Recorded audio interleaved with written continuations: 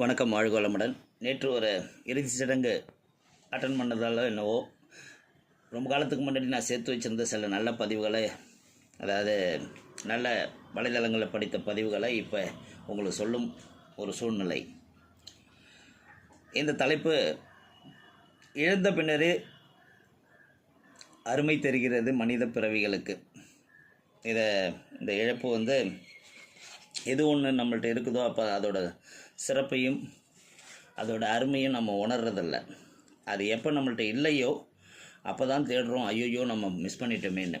அது நிறையா விஷயங்களில் உண்டு. என் வாழ்க்கையிலும் பல நடந்திருக்குது. சரி, அந்த பதிவை ஒரு கதை மாதிரி உங்களுக்கு சொல்கிறேன். சென்னையிலிருந்து மயிலாடுதுறைக்கு பேருந்து ஏறி சில மணி நேரங்களில் அருகில் அமர்ந்திருந்த பயணிக்கு அடிக்கடி ஃபோன் வந்து கொண்டே இருந்தது. அப்பா என்று திரையில் வர அந்த ஃபோனை கட் செய்து கொண்டே இருந்தார். ஏன் கட் பண்ணுறீங்க? அப்பா தானே பேசுகிறார், பேசலாமே என்று சொன்னேன். சும்மா எங்கே இருக்குன்னு கேட்பாங்க என பதில் சொன்னார். அவரிடம் சொல்ல வேண்டுமென்று ஒன்று திரும்ப திரும்ப தோன்றிக் கொண்டே இருந்தது என் மனதில். அப்பாவெல்லாம் பேசும்போதே பேசிடணும், பின்னால் பேசாமல் விட்டுட்டோம்னு வருத்தப்பட்டு ஒரு பயனும் இல்லை என்று சொல்ல நினைத்தேன். ஆனால் சொல்லவில்லை. காரணம், சிலவற்றின் அருமை இழந்தால்தான் புரிந்து கொள்ள வேண்டியிருக்கும். சொன்னால் யாருக்கும் புரியாது. சென்னையிலிருந்து ஒவ்வொரு முறை ஊருக்கு வரும்போதும் குறைந்தது 5-6 முறையாவது அப்பாவின் ஃபோனிலிருந்து அழைப்பு வந்துவிடும். பஸ் ஏறிட்டியா, சாப்பிட்டியா, மேல்மருவத்தூர் தாண்டிட்டியா, சிதம்பரம் வந்துட்டியா, ஏன் ஏதாவது ஒன்றை கேட்டு அழைத்து கொண்டே இருப்பார். சரிப்பா, வந்துடுறேன்ப்பா என்ற பதிலை ஒவ்வொரு அழைப்பிலும் சொல்லிக்கொண்டே இருப்பேன். இரவு பயணம் செய்தால் பேருந்து விடியற் காலையில் 4 மணிக்கு ஊரை நெருங்கும். அந்நேரத்தில் யாரையும் தொந்தரவு செய்ய வேண்டாம் என்று நினைப்பேன். அதனால் மயிலாடுதுறை வரைக்கும் சென்று டீ குடித்துவிட்டு விடிந்ததும் ஊருக்கு பஸ் ஏறுவேன். ஆனால் மிகச்சரியாக வைத்தீஸ்வரன் கோயிலை தாண்டியதுமே அப்பாவிடமிருந்து அழைப்பு வரும். இறங்க போறியா, தம்பியை வர சொல்லட்டுமா என்று அரை தூக்கத்தில் தம்பியை எழுப்பி வண்டியை கொடுத்து அனுப்புவார். எனக்கு ஆச்சரியமாக இருக்கும். நான் பேருந்து ஏறியதுமே அவருடன் மனதளவில் என்னோடு பயணம் செய்து கொண்டிருந்தாரோ என்று தோன்றும். பகல் நேர பயணம் என்றால் இரவு எத்தனை மணியானாலும் நான் வீட்டிற்கு வரும் வரை விழித்திருப்பார். பேக்கை கழற்றி வைக்கும்போது துவைத்த லுங்கியை கையில் தருவார்.